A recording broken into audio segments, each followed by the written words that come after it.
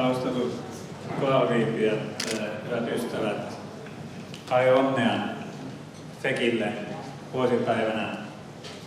Ja täytyy sanoa, että en olisi uskonut, kuinka paljon fekkiläisiä täällä näen.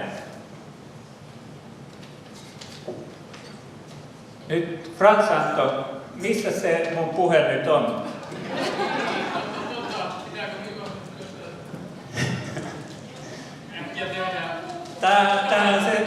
Tää on vaarapaperi. Täytyy mennä niin kuin tavallisesti mennään.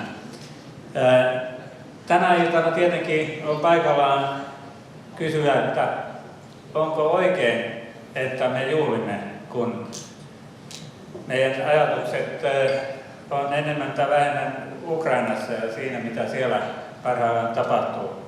Tätä myös suurlähetystössä on, kun meillä on ollut tilaisuuksia, on joutunut kysymään. Ja minun vastaus siihen on, että se on oikein, että ei voida ajatella eikä kannata ajatella, se ei vähennä sitä kriisiä eikä myöskään meidän tukea Ukrainalle se, että me täällä juhlimme.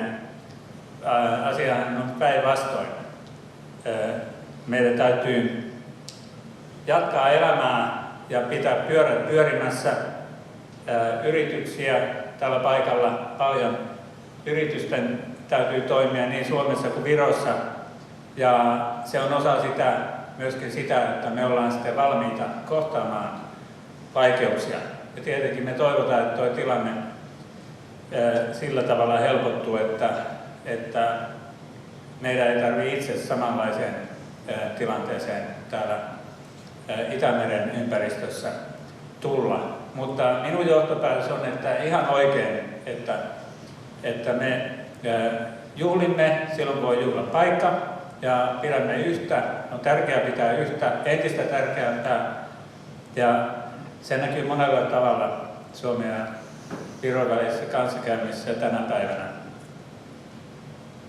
Sitten yksi ainoa asia, jonka haluan tuoda esille tässä, on, että monen kertaan olen osalle teistä kertonut, Suomi ja Viro teki semmoisen vuoden ajan yhteistä arviota, selvitystä tulevaisuudesta, miten voidaan Suomen ja Viron suhteita kehittää eteenpäin.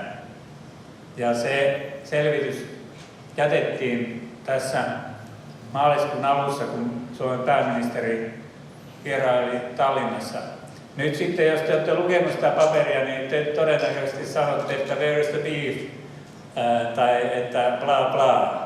Tämmöinen ajatus aina tulee, kun katsoo A4 ja tekstiä A4, että se tahtoo olla niin, että papereissa on semmoinen paperinen maku, mutta se ei olekaan se juttu tässä, vaan nyt ajatus on, että sen pitäisi innostaa meitä kaikkia miettimään ja katsomaan eteenpäin, miten Suomen ja Viron suhteita voidaan kehittää. Olla sellainen ponnistuslauta siihen, että tehdään jotain uutta.